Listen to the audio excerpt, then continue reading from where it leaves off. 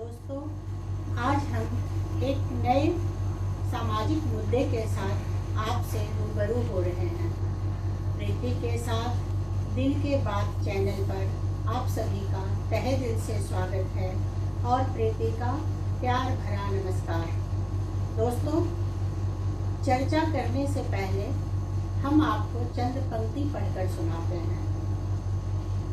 मैंने किसी को आजमाया ही नहीं, मैंने किसी को आजमाया ही नहीं, जितना प्यार दिया उतना प्यार पाया ही नहीं। मेरी भी कमी किसी को महसूस हो, मेरी भी कमी किसी को महसूस हो, शायद खुदा ने मुझे ऐसा बनाया ही नहीं।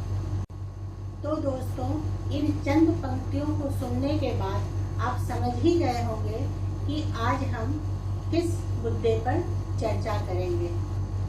आपने सही समझा, वह सामाजिक मुद्दा है स्त्री की नियति या ट्रूथ ऑफ फीमेल लाइफ।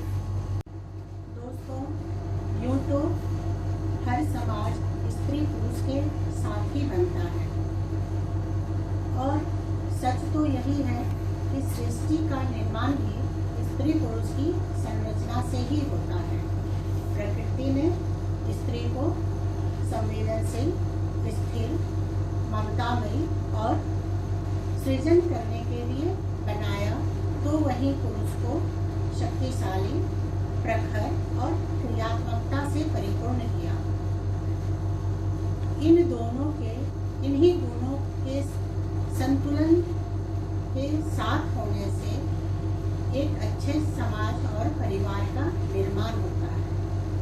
जब दोनों एक दूसरे के अस्तित्व को स्वीकारते हैं, उनका आदर करते हैं, अपनी अपनी जिम्मेदारियों को पूर्ण करते हुए अपनी अपनी रुचि के कार्यों को विकसित करते हैं। शायद वर्षों पहले ऐसा होता होगा, लेकिन दोस्तों, आज अगर हम ईमानदारी से अपने चारों तरफ नजर घुमाते हैं तो क्या ऐसा दिखता है? तो जवाब होगा नहीं, बिल्कुल ही नहीं। अपवाद स्वरूप कुछ परिवार हो भी तो उनकी संख्या इतनी नगण्य है कि दिखता नहीं। परिवार और समाज का दोहरा चरित्र ही हमारे सामने उजागर होता दिख रहा है। सामने परिवार और समाज का दोहरा चरित्र ही उजागर हो रहा है।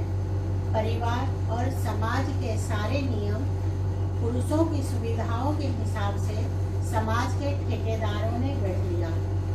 आज इसी गलत परंपरा ने परिवार और समाज का इतना विपरीत रूप हमारे सामने ला खड़ा कर दिया है कि आज सिर्फ चिंता करने के अलावा कुछ भी समझ में नहीं आ रहा है। एक तरफ तो हमारे यहाँ देवियों की पूजा होती है और दूसरी तरफ स्त्री का मानसिक और शारीरिक शोषण होता है। जब तक स्त्री बेटी और बहन के रूप में है तब तक तो फिर भी ठीक है, लेकिन जैसे ही उसकी शादी होती है, वह दूसरे घर में जाती है, वैसे ही उसका जीवन अचानक बदल जाता है। फिर यह एहसास कराया जाता है कि वह किसी सत्ता की दासी है। उसके पसंद नापसंद को हटा दिया जाता है। उसके बोलने, चालने, आचार व्यवहार सभी में मील मेख निकालना शुरू कर दिया जाता है। यहाँ तक कि उसके सोच पर भी इस पति नाम के प्राणी का नियंत्रण होना शुरू हो जाता है और यह स्त्री धीरे धीरे मरने लगती है। उसकी आत्मा सिसकती रहती है, होठ सिले होते हैं, वह मुस्कुराती है, लेकिन उस मुस्कुराने के पीछे हजारों दर्द और अपमान छिपे होते हैं। नहीं, इस पति टाइप के प्राणी को किस तरह की गलतफहमी हो गई है। उसे लगता है कि वह सब कुछ जानता है, वह सभी कुछ में माहिर है। उसकी जो जीवन साथी है वह उसको कमतर आंकता है, यहाँ तक कि वह उसकी सोच पर भी नियंत्रण रखना चाहता है।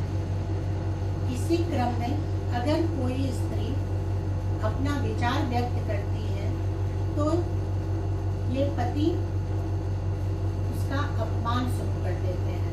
गाली देना, हाथ उठाना और अपमानित करना ये आम बात हो जाती है। यहाँ तक कि उसके चरित्र पे भी लांछन लगाना शुरू करते हैं। यह सब सिर्फ इसलिए किया जाता है कि वह स्त्री पूरी तरह टूट जाए और अपने में सिमट के रह जाए, फिर कभी वो अपने विचारों को व्यक्त ना कर पाए।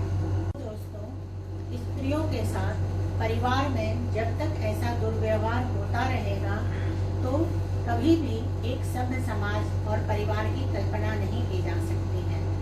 आप कितने भी शिक्षित हो जाएं, कितना भी पैसा कमा लें, धन दौलत ऐश्वर्य आपको मिल जाए, लेकिन एक सभ्य परिवार और समाज की कल्पना आप कर भी नहीं सकते और आगे की पीढ़ी इसी परंपरा को बढ़ाती चली जाएगी।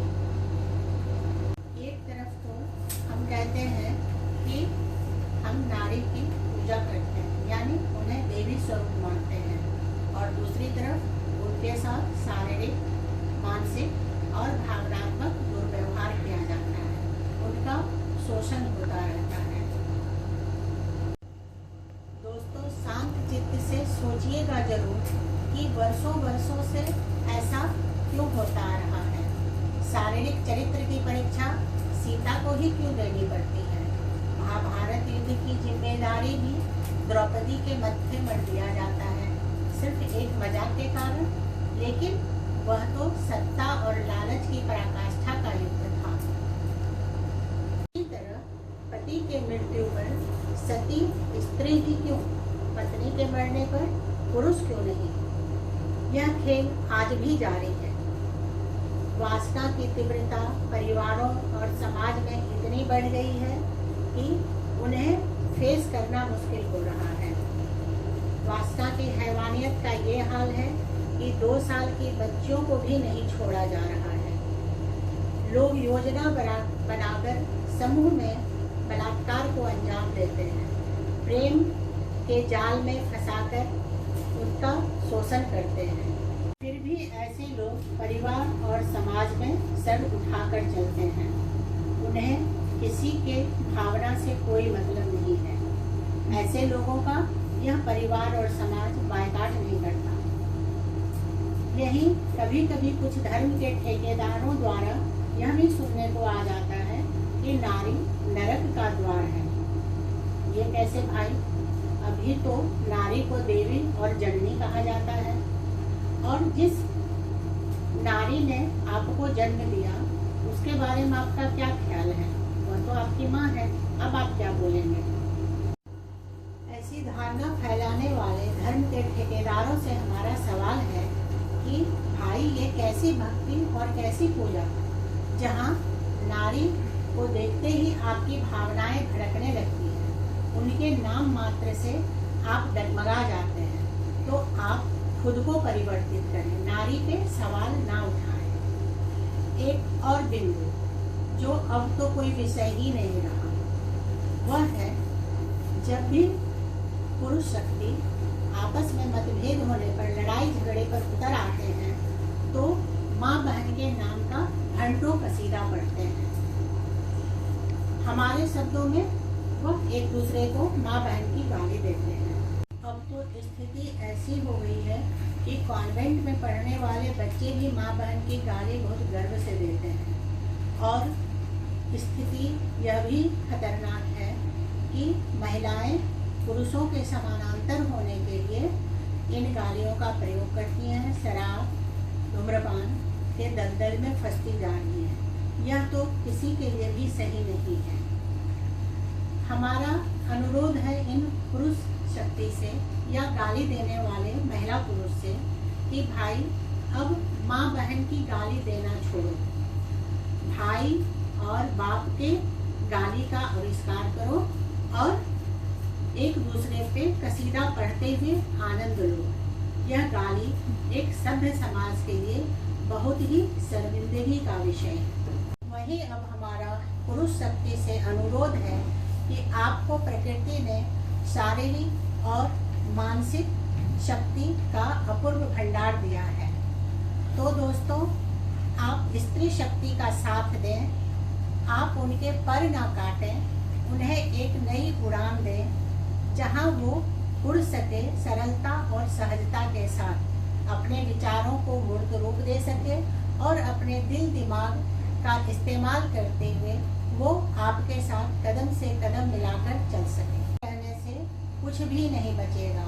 आपका मौन इस परिवार और समाज को खत्म कर देगा। एक सभ्य समाज के लिए और सभ्य परिवार के लिए विरोध, गलत बात का विरोध जरूरी है। कमेंट बॉक्स में आप अपने विचार और भावों को हमसे साझा करें। शुक्रिया।